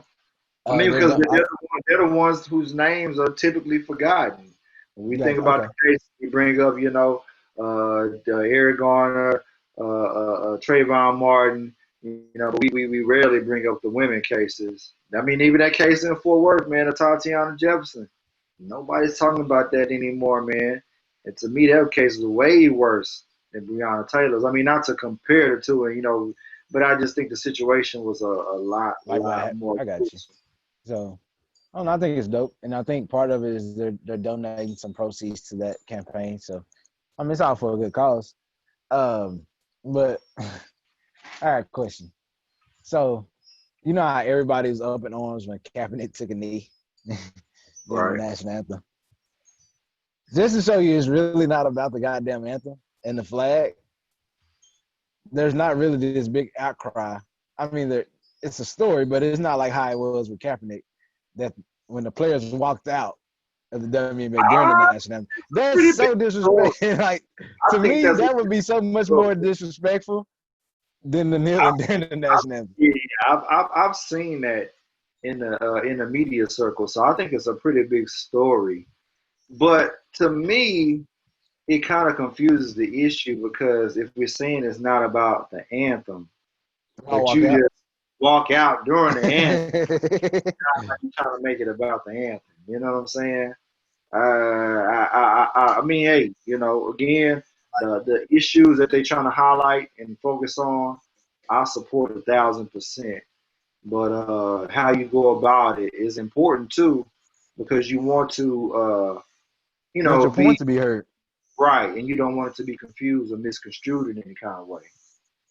I don't. I think. I mean, I see what Malcolm is saying, and I kind of I agree with you actually, and I think that it's not necessarily. I think that it's not necessarily. Well, how should I say? I think the biggest difference is the platforms, right? And this is not to be disrespectful I to got WNBA because, like I said, I've watched probably three. I think I've watched three WNBA games over the last couple of days. I actually got one on right now. Um, I think they just don't have the platform, and for a lack of a better way, they just don't have the viewership, right? So it doesn't. They don't have the viewership in terms of people watching their games. Yeah. Players don't have the individual platform that you know if you named the best player in the WNBA, how many people know who she is? Not to be, and I'm not trying to disrespect the WNBA players at all, right? But I'm just saying, if you Right. name the best WNBA player, how many people know who she is versus if you just name five quarterbacks in the NFL, they may not even be the five best players in the NFL, but you know who Right. more people watch the NFL than watch the WNBA. More people watch the WNBA. Then you also have the salaries, right? The salaries, the difference in salaries, the amount of fans that go to the games, the amount of revenue, or excuse me, money that is generated by professional athletes in other sports outside of just their games, right? So you got to think of all these players that have shoe contracts, they have all these different commercials and stuff like that that are not even related to football or the NBA. So I just I don't think they have the platform. So if WNBA players walk out during the national anthem, it's not as big of a story because, again, like I said, I'm not being disrespectful to the WNBA because the average person just doesn't care about the WNBA. The Yeah, average, it's just not. It's not gonna resonate because the for the viewership And is not there. and I, I guess that's the point I'm making, and I guess that's the point you're making too, LJ, is that it's really not about the flag, so to speak. It's just about what they're watching and what they want to see. You know what I mean? no, Because if I go mean, ahead. you're saying it's not about the flag to who? Like the people that was complaining when Kaepernick did it, saying it was disrespectful to the flag. Um, oh, you said they should really be up in arms about this because this is yeah, a they should really. Yeah, because right. me personally, if I thought it was disrespectful, this would seem more disrespectful Yeah. than what Kaepernick And did. I think some of it is to y'all point. They just don't know because ain't nobody watching WNBA. Ain't nobody talking about it. They don't But know. I've seen it in some media circles, and I think it's probably getting a little traction just because it's during the pandemic. Ain't nothing else going on. Ain't no bunch of live sports. But I've seen the story. But you're right. It's not front page though. It's not top of the what I'm saying news at 6 o'clock. Like if it was an NBA or NFL, it'd be the top story of the day. I've seen it on Twitter. They was getting drugged a little bit by people on Twitter, but I just honestly think just people, because it's the WNBA, people just don't care. People haven't seen it, haven't heard about it, and don't care. They're gonna say it's the WNBA. Right. You know who? So What right, what about America's pastime? What about baseball? Y'all seen everybody I was was gonna kneeling. say. So this But is crazy. what So about yeah? Go ahead. all right. So the kneeling thing, right, is disrespectful. Well, people are still getting mad, and I would say 90% of the teams that have kneeled did it before the national Damn. anthem was played, and then Right. stood for the national anthem. So I'm confused as to like, when is it okay to kneel? It's not okay. Push up and play ball. That's what they want you to do. Okay. You here to entertain, boy. You don't want to hear none of that other stuff you're talking about. Shoot Right. that ball, or hit that ball, or run that ball. Period. And I know the baseball has. You got that I many. don't think all of them have been black as far as the rope or whatever Right. they're using. But I know I think all of them have used like some type of long string rope, Yeah. cloth or whatever to try to show solidarity. They're all hanging on to it. But I saw one of the baseball so players didn't. Did you see that? The paper was it the no, I didn't Cardinals? see that. It's been Oh, for Yeah, real? it was one. It was the, one player that refused to kneel. the pitcher for the Giants. Some of the Dodgers players. Yeah, No, yeah. There's yeah. some players that didn't kneel. And his I thought you were saying explanation they was refused to hold a like rope or whatever the case may be. oh no, I didn't see that. The picture I saw, and it was a still shot. I didn't see video. Everybody was kneeling behind the black rope or the tie, whatever it was. But the one player, he was standing, That was and I saw, and then they said his explanation was he's a Christian. So I don't know Yep, what I'm not hungry. people that kneel not Christian, but something about that was his explanation. kneel That was to a cheeseburger again. God or something. Uh, Hey, but baseball did sneak that Black Lives Matter in there real smooth. Like, y'all saw that? Did you They see it got it painted on behind the them side? now. Did you see it painted on the side of Fenway Park though? No, I didn't see that. Oh, Boston ain't gonna like that. Uh, Ooh, they ain't gonna like that at all. some of the It players, light up at nighttime and everything. yeah, some of the players have it on their jerseys. They have like little patches. I think it's on their. I want to say it's on the left sleeve. They, Mm. they have, So the league allowed that. yeah, they have like you can wear like a Black Lives Matter patch, and I think the other one says "Unite, we stand united" or "United we stand." Something about being united. So yeah, Okay. and then they got it. I don't want to say it's on every base, and I can't even remember what game that I was watching. I don't know if it just said BLM or it said Black Lives Matter was on one of the bases. Oh wow. So I Wow. seen it, and What happened? I was I'm talking about sorry. they had it was highlight Black Lives Matter. I mean, Yeah. honestly, man, I don't even care about the kneeling. I don't No, even that's not a thing to me either. It's just I give don't a- know. I would me personally, am I kneeling during the national anthem? No, but I might not even stand up, not because I'm pro, but I'm Right, right. Hey, swear to God. Hey, I You went literally to might be eating so a hot dog while the hey, national anthem played no and not joke. even paying attention. I might No not, joke. I probably will be So knowing me just because like the national anthem has a very personal feeling to me, uh, Right. because of things related to combat and personally knowing people and being involved in situations where somebody lost their life at war. Yeah. So it's got like it's just not necessarily the words, but just hearing it and knowing that I was personally involved in a situation where somebody died for that flag. So it got a different meaning to me, but that don't. I mean, I still might be doing something else when the national Right, right, right. so hey, stand up, not so protesting because I might be doing something else.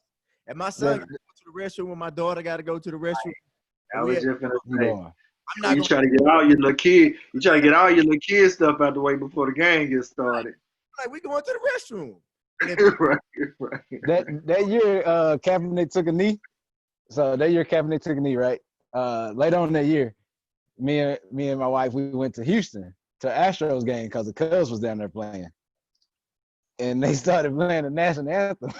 And at a baseball game, you know what the predominant the crowd is. So I looked at my wife. I said, I don't think I'm gonna stand up just to see what they do. You should have seen. And it was a national televised game too. You should have seen the looks everybody was looking at me when I was just like sitting there. I was sitting there like on my phone while the national anthem was playing. You really took them off right there. It's like you ain't even paying attention. Yeah, crazy. that's what you want, you want that. Yeah. Nah, but But I didn't but know. now, hey, to LJ's point, now a lot of times if I'm at a sporting event, nobody stands up at fucking home. That's just gonna be real. But if I'm at a sporting event, 9 times out of 10, I probably got my son in my lap. I'm not finna stand up and hold his ass just with, he heavy as it is. And I, he probably playing on his phone. I think at most you're gonna take your cap off. You know what I'm saying? If And I then got a hat on, I'll take that off. But keep hey, it man, moving. I ain't, sometimes I don't feel like standing up. I It just ain't disrespectful. I just don't feel like standing up. if it's playing and I'm paying it, most of the time I am paying attention. You know what I'm saying? I'm gonna stand up, and for me, it's a moment of reflection. I But got you. I ain't. Right. I mean, I get the personalized part for you. oh my But god, I'm thinking, stand up for that. I'm like, okay, stand up. I mean, part of what you fight for is people's right to protest. That's I was what even, I don't I was get. even Like thinking about literally, that. the reason why they say Fight for. they fight to have the right, but then if you choose to exercise the right that they don't like, it's a problem. I don't know. And most of them people that's sitting up there crying about that stuff, they weren't even in the They military. won't even But in war. I don't know, man. People won't stay in their lane, bro.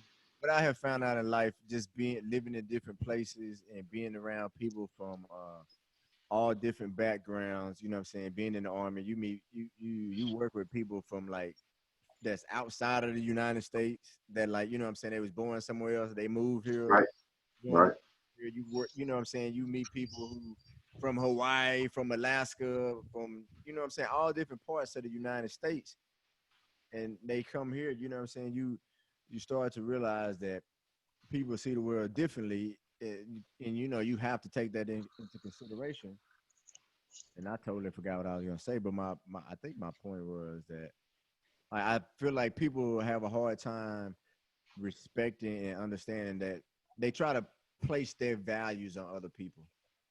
You know what I'm saying, and not respect other people's values. Like I can give you a perfect example. I won't say the school that I'm working at because it don't really matter, but the school that I'm working at, well, I don't work there technically. I guess I just we'll just say coach there. They decided to change the name of the mascot, or they decided to change the school nickname, right? For whatever reason, they Mm-hmm. kind of, from what I gather from reading about it in the newspaper, they don't want to take the chance that the school could be associated with anything related to racism or the Confederacy, Got you. because of the nickname. The name of the nickname was Rebels. And Mm-hmm. I was talking to somebody about it who, they are. They don't go to school there or anything like that. They don't work there or anything like that. But I think they went to school there maybe, or they got a kid that goes to school there or something like that. But anyway, they were pretty like upset that they were going to change the name. Mm-hmm. And they were like, "Well, are you? I don't think people would be upset about it. Or are you upset about it?" And I was like, "Nah, I really don't care." But you mean to tell me you cannot see? People see what they want to see, bro. Yeah. Hey, Ole Miss need to change theirs for sure. What's They probably will. They the Ole Miss running rebels. rebels. They the rebels. well, UNLV is the running rebels too. I think UNLV I was mean, talking they're about the changing running rebels. I'm sorry. Then Ole Miss is the. yeah, the but rebels. like that dude was like pretty upset, and I'm like, fam, Man, Mississippi just changed their state flag, so I think them changing the name of that sports team is a fair game. That might happen. and I didn't get it. I didn't want to go into a whole deep discussion with him. I'm like, listen, let me tell you the optics of the situation. I'm like, you have the school name, which is Rebels, right? You have a school that is probably 80 to 85%, if not more, white. You don't think that people would take that and wonder? Hey, that's like Before I even came to decide to try to volunteer at the school to coach, that was one of the things I wanted. Like, this school is predominantly white. They're rebels. Let me look at some pictures to make sure that, you know what I'm saying, kids are not, or not kids, but people are not bringing Confederate flags to the game or not using anything related to the Confederacy right. to represent this mascot, right? And So so, it's like having a restaurant called Coffee Cup Cafe and spelling it with K's. It's gonna make you wonder if you should step inside there or not. What'd you say? you deep. I never would have got that. I never. I wouldn't have been. Really? You would have never called Coffee Cup Cafe spelled with K's? I guess I ain't on my coffee tip like that. I would. I mean, I never really. Rebels to me like comes right to my head when if That's pretty overt, I think, with the name Rebels. I think yeah, there's nothing hidden with that. I wouldn't have never came with the Especially when the mascot is a guy who's in a soldier uniform and he's a rebel. You know what I'm saying? Like, now. I Granted, got the school that I work at or coach at, they have a different reason for naming you. The real, okay. Rebels. It's a different reason. It's related to the Pope. Yeah, the Pope that the school is named after. He was considered a rebel as a Catholic and stuff like that. So it's a Gotcha. different meaning besides, you know what I'm saying, that. But, and I'm like, if you go to the school's website, even before this came, they have stated, they give you the reason how they came up with the name Rebels. And they have stated that there was a point in time where students and people associated with the school started to informally make a Confederate soldier, Whoa. informal mascot, and Confederate flags. You know what I'm saying? I'm like, and they nipped that in the bud. They didn't say when, years ago, but they nipped it in the bud, right? So if your own people in the school brought it up at some point in time, don't you think people who, who are actually affected might take issue with it? might, you know what I'm saying, might draw that conclusion? Right. People don't think outside of themselves, bro. People don't, you Hey, know what I'm saying? speaking of team names, y'all gonna Football buy some team. Washington football team gear? They've been the football team like the last 5 years anyway. Everybody's been calling them the Washington football team for years anyway. Bruh, I am not going to go buy a shirt that says Washington football team on it. I would be surprised if they made stuff like that. I think most of the stuff would probably just say Washington on it.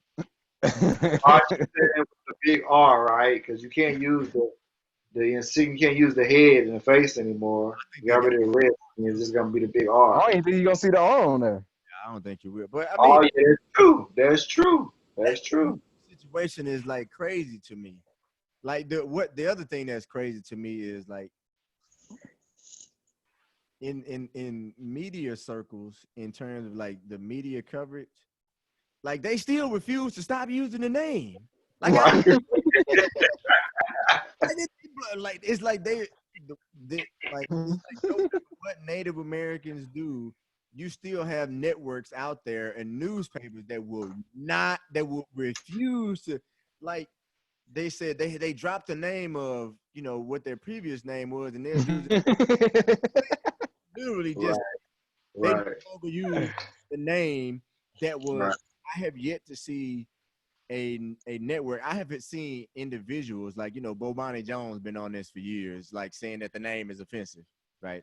I have seen individuals, but I have yet to see like like on a sports center or in a newspaper or somebody like that ever say the Washington football team got rid of their I nickname. think and I had to do some research. I think there's been one or two. There's been at least one publication that came out as a company-wide thing that said they weren't going to do. I can't remember. It might not have been the Washington Post. It might have been USA Today. One of those publications came out and said they weren't going to use it. That they weren't going to use it. I'm saying when they're referencing the nickname, Oh yeah, I got Yeah. you. I anybody got say they're dropping a nickname that is a racial slur towards you. Native. Right. Like why you like don't hide that part. Don't make it they got rid of because of some advertisers. Say why the advertisers wanted them to get rid of the nickname because it's a racial slur to Native Americans. Like it's okay for you to say that. Hey, I seen Comfortable show saying you how it, Go but ahead, man. saying that it's a racial slur. Like that's bro. crazy. I seen some of where somebody said, "Isn't that like paying homage to the to the Native Americans, like using their name?" I was like, "How is that paying homage to the Native Americans?" Again, that's somebody that can't take it by themselves, man. But I'm not going to. I'm not gonna give them that hard of a time, but not having a name yet and using Bruh. Washington team. And here's my explanation, Malcolm. I'm not gonna give them that hard of a time because obviously the ownership and everybody was reluctant and they didn't want to do it. And so now it's kind of like at the 11th hour they decide to get rid of the name. They haven't had much time to put a thought process I into got what they a name for them. Don't they fans love wearing like pig stuff? right. Washington Warhogs. There you go. The Warhogs. You get to keep your little pig. You get to keep your pig. You get to keep your little piggy symbols. Because when I think about like a bit, like this is a business change. This is a fundamental change to your It business. is. And so like merchandising and all that, I'm cool with giving at least 6 months to try to think of a permanent name change. I'm cool with that. So the football team, it doesn't really bother me because it's like I said again, they didn't want to change the name in the first place. So obviously they weren't ready to come up with an alternate name. I give them more time. Now if they go into the 2021 season as a Washington football team, hell no, come up with a name, bro. You have plenty of time now. I'm mostly with Greg. I'm just happy that they got rid of the name. I don't care if they Hey, put another nickname up there. I just think it's a good thing I agree. that they got rid of it. And if they just remain a Washington football team for forever, that's cool. I'm not the a New York Football Giants. fan. What do y'all think about that trade that happened yesterday? Jamal Adams getting traded to. So what are all these? Hey, What are so these? let me ask. I guess what I'm asking, I'll explain what they gave up. I'm asking y'all, who do y'all think won the immediate trade, and like, I guess futures. Who just won the trade in general? So Jamal Adams got sent to Seattle along with the 4th-round pick this year Okay. in exchange for a 1st-round pick this year, 1st-round pick next year, Washington's starting safety McDougal, and a third round pick this year, either third round or fourth round this year. It's one of the two. So it was 3 picks in total and a safety, a starting safety. So For you saying Jamal the Adams, for Jamal Adams and a fourth round pick. Seahawks gave up 3 picks and a safety. Yes. So, but Adams In is return 24. Adams is 24 years old, right? Somewhere around there. I mean, and you know, He on his rookie. And he's widely considered as one of the top. I would say He's 24. he's probably widely considered as the top 4 consensus safety in the league. so is he? Is he at this point? Is he better than what Sean Taylor was? That I could not tell you. I don't know that I've ever seen him play. Oh, I guess he was an all-pro. Yeah, he's all pro. Is he better than Sean Taylor? I mean, right, because I will ask you this: do you think Sean Taylor could cover? Do you think Sean Taylor could play cover? But let me give background where I'm asking it, because the stories I've seen about the trade is, the Jets, they lost because they're giving up a potential Hall of Fame, type player, and everybody looks at Sean Taylor as a potential. He could have been a Hall of Fame player, right. but his career was snuffed down short. Okay. Is Adams that? You know what I'm saying? Because maybe when Sean Taylor was alive, maybe people would be like, oh man, this trade was crazy. But now, as time has passed and we looked at his career, people wouldn't. If you would have said that about Sean Taylor, people would have been like, oh man, it's worth it. That's Sean Taylor. You know what I'm saying? Is Adams that? I would say he's a Sean Taylor type player. That's what I would say. Okay. Is he as great as Sean Taylor? I guess he could be, yeah. My thing is, I guess I'll give you I believe New York is better off. Okay. One reason, like, as great as Jamal Adams is, right, I think his talent doesn't fit his position.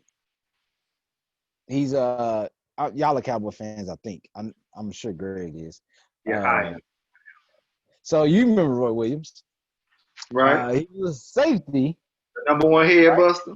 That could hit.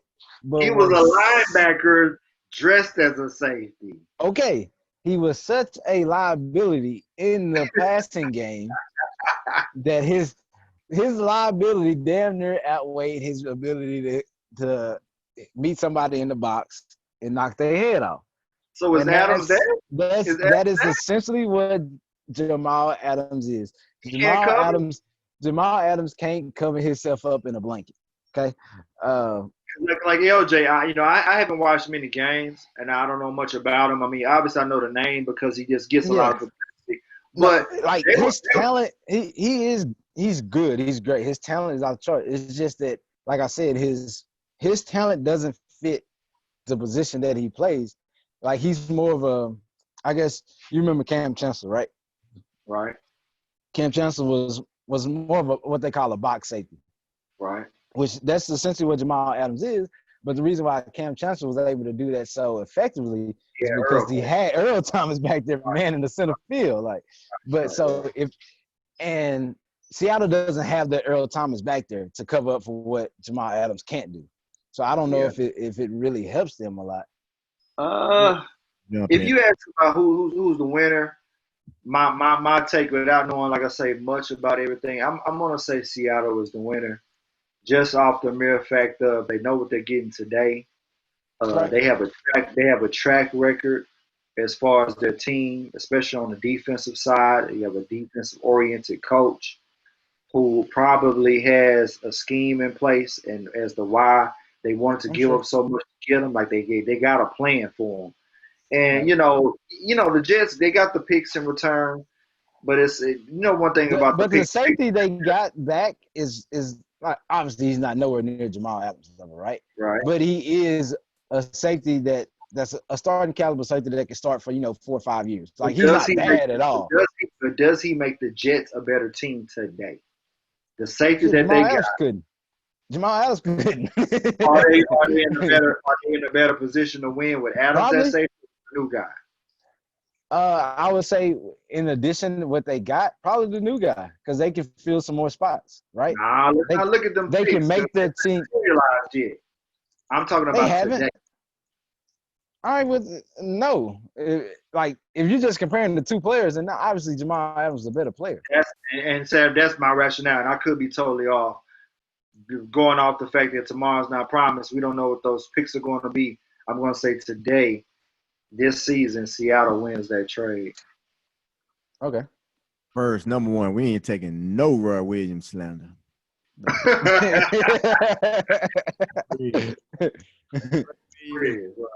bad. It was the bum cornerbacks. The Cowboys secondary. He's I bet it was the bum cornerback. It was. Man, you wasn't a fan of Terrence Newman? No, never a fan. Hey, we had Terrence Newman balling at the age of 40, bro. We had Terrence Newman balling at the age of 40. It was y'all scheme. That's what it was. It was y'all scheme. Because Terrence Newman was a hell of a slot cornerback for us. It was y'all scheme. It was.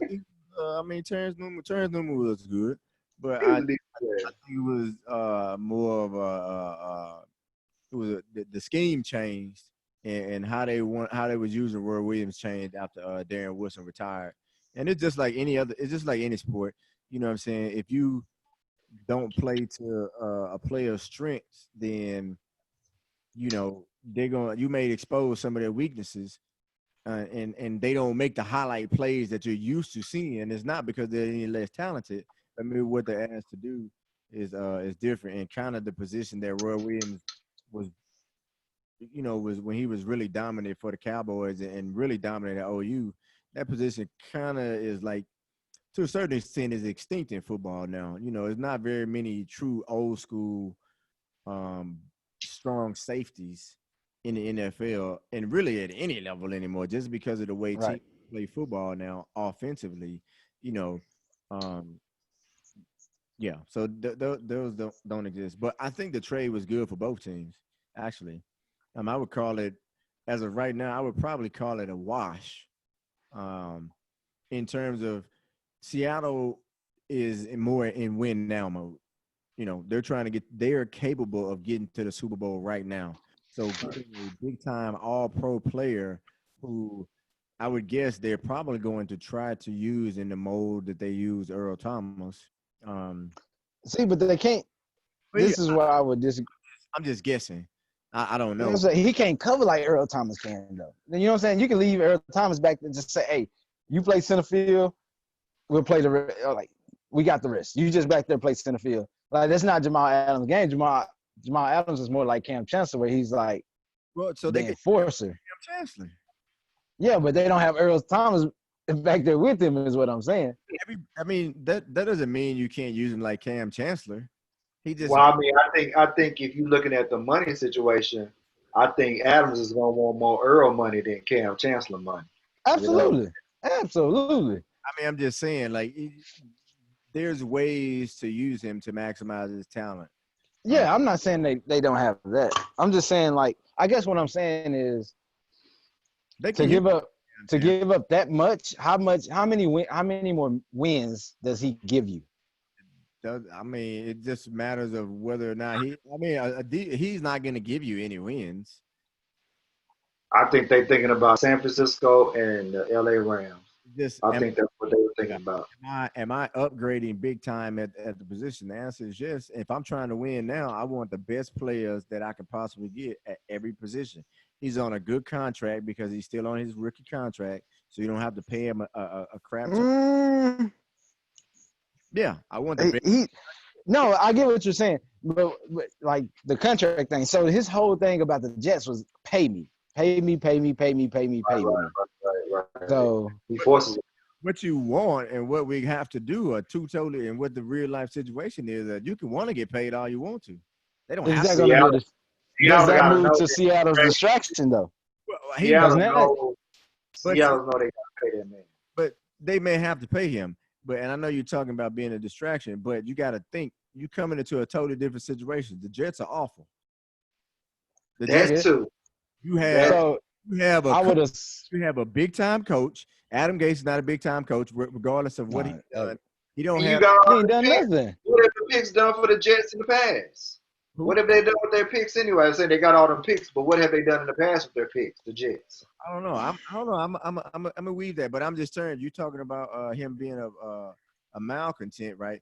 He coming into a totally different locker room situation. The Seahawks have been really good for what, like the past 10 years. You got Russell Wilson, one of the best players in the NFL. You got Pete Carroll, a lot of people consider one of the best coaches in the NFL. He probably not going to be able to get away with the same stuff. I mean, not get away with it, but he coming into a different environment. And the reason why I say it's good for both because Seattle's in a win-now situation. So if you can get really, really good players on a team-friendly contract, I got you. It's great for you, right? So they're going to in the situation they're in. I think Russell Wilson just signed a new deal last year, the year before that. So they're trying to maximize winning in that window that they have in Russell Wilson's contract. So getting first round draft picks that probably aren't going to produce at a high level in their first year or two or during their contract is not in their best interest right now, right? But and the Jets are in the reverse. They're not winning nothing no time soon. I think they can win the division this year. I mean, what you think and what you can do are two different. I mean, I would assume last year they thought they were a contender after all the signings they made with C.J. Mosley, Le'Veon Bell, and they still weren't good. They still weren't good. I agree. I'm just saying from that front office perspective. But you can make the case. So, I guess this means that Jadeveon Clowney's not going to get re-signed by them. I don't know. My point was that it's the Jets are better. It's like, okay, we can get a starting safety, so we're not any less. We weren't any, we're not any less. Like you were saying, I mean, and then they can still build for the future because they have draft picks. So I think it works out really well for both teams as currently constituted in terms of where their trajectory is. The Jets are for the future. I guess building for right now, this moment. They're trying to win a Super Bowl and be as they can this season, whereas the Jets are not winning a Super Bowl. They're not competing for a Super Bowl this season. I guess, like, my point is what I was trying to make for Seattle is that if you're going to go give up what people like to call assets, like stuff like that, I feel like you'd have been better suited to use them for, like, a receiver or something like that, you know what I'm saying, to give Russell Wilson another weapon. Because they were pretty good on defense last year. Has he ever needed a big time receiver? Nope. Russell Wilson like Tom Brady. Nah, he's never needed one. But also when they won their Super, Percy Harvin ain't played in like 6 years. Percy Harvin, boy. No, they do have DK Metcalf, which is he was a rookie last year, and he's probably gonna be pretty good. He was a big pick. So when the Seattle was winning the Super Bowls, it wasn't really predicated on the offense. You know what I mean? It was predicated on the Legion of Boom. So and a good run game. Like when they won their first Super Bowl, Russell Wilson was not the quarterback that he is today. It's kind of like when Tom Brady first won his first couple Super Bowls. He was nowhere near the quarterback he is today. So I think they could have. I guess I'm just saying they could have used those resources elsewhere. That's all I'm saying. Yeah, I think the Russell Wilson contract was more so about just because he's a franchise quarterback, but not necessarily like you're going to build your team around stuff that Russell Wilson does. I don't think he really don't have a weakness though. Like I don't understand why they don't use him more like a Aaron Rodgers and stuff. Like, he don't have no weakness. He's accurate. He's mobile. He ain't gonna throw too many interceptions. Like he don't make mistakes. So I don't know why they disrespect him like they do. I really don't. I mean, I just think they've been getting away with it for years, and why go away from it? You know what I'm saying? They've been getting by with it before. Focusing on other parts of the team. Malcolm, to address what you were saying about they could have spent it better elsewhere. The thing is in theory, yeah, they could have spent it better elsewhere, but it ain't. Sometimes you can only buy what's available. Yeah, and to your point, like on that, everybody knew Jamal Adams wanted out, right? That don't mean no. What I was gonna say is, I feel like they could have got him for less. They didn't have to give up everything that they gave. Not necessarily. But just because this player's all it wasn't like it would He's be still on the contract. right, it would be different if he said, "Oh, I'm a hold out" and all of that. But he never said that. He was still gonna report to camp. Right. So I mean, all that and his other thing, the other thing that I read that he said was he wasn't necessarily upset that they didn't pay him, that they weren't going to pay him. He was upset because they told him they was going to pay him and then they didn't. He said if they had said, "Hey, we're not going to pay you," then he would have been cool with that. But he was upset because they told him that they were going to pay him, and then I guess they never made an offer or whatever. But it didn't Well, matter. I think what happened was him and Adam Gase started getting into it. I can see And that with a lot of players with Adam Gaze though. no, I don't think Adam Gase is a great coach, but I guess the front office loves Adam Gase, right? And I guess they were trying kind of Clear. choosing sides. If you want to say that, Yeah, so I mean, it ain't. I don't even think it's necessarily about choosing sides. I mean, it ain't. I mean, I don't. I mean, I don't. And you got to think if you got. I agree with you, LJ. I think what it was is just Seattle made an offer that the Jets couldn't refuse. Yeah. yeah, I get that point. The other thing is like, I mean, no disrespect to safeties, but you don't need a big time safety. I mean, how many safeties have you seen that are like the linchpin of a Super Bowl team? That's my point. How many? I mean, what leverage does he really have besides he's a? I mean, you know what I'm saying? He's a really good player. He's under contract. I mean, it's not like you can say, okay, well, you are all pro, and we just, you know what I'm saying, we was around the corner from the Super Bowl last year. Right. I don't know. That's what I was saying, but I don't know, man. So did y'all see? I don't think it happened in basketball because there's too much running. But did y'all see like some of the baseball players are wearing masks while they're playing? Like, do y'all think we'll see that in other sports or no? Nah, maybe in football, maybe because they wear helmets and all that stuff anyway. But I can't see it in basketball. I can't see it. The baseball stuff is getting a lot of traction. I didn't know it'd be that big of a deal. I mean, right. it's talking a lot about it. I mean, I see them. Of course, obviously, most if not all of them are wearing the mask while they're in the dugout. Like, I yeah. saw like one Yankees player. He was out in the field and he had his mask on. I mean, I get it. You know, if you can play with it on, why not? I think it So probably moved them to probably more so do it because their model for their return is not as strict or as even as safe as say the NBA's like LJ said before, the NBA is getting tested, like crazy. They're in this bubble. So I get them not wearing the mask. I think they probably behoove baseball players more to wear masks because they're not in such of a bubble. I mean, I so honestly don't. I'll just tell a quick story real quick. So obviously this dude was doing it to be funny, right? But I was watching the Cubs game the other day, and the first baseman, Anthony Rizzo, they were on defense. He was at first base, and the player from the other team got a base hit, right? And when the dude stopped at first, he pulled up. Anthony Rizzo pulled some hand sanitizer out of his pocket and gave it to the other player to like hand sanitize his hands. Do y'all think that's something they should do, or like is that a good idea to do, or no? Or to be just constantly using hand sanitizer? yeah. It was a waste of time. I mean, I mean, yeah, I don't know if that's. I Go was ahead, LJ. I was watching the game and a half. I think he was trying to be funny. No, obviously he was just trying to be funny, but I was just like, I wonder if that's a protocol like the baseball would see, or some baseball would see and be like, think that's something they should like implement or something like that. Baseball just happy to be back, bro. They barely came back.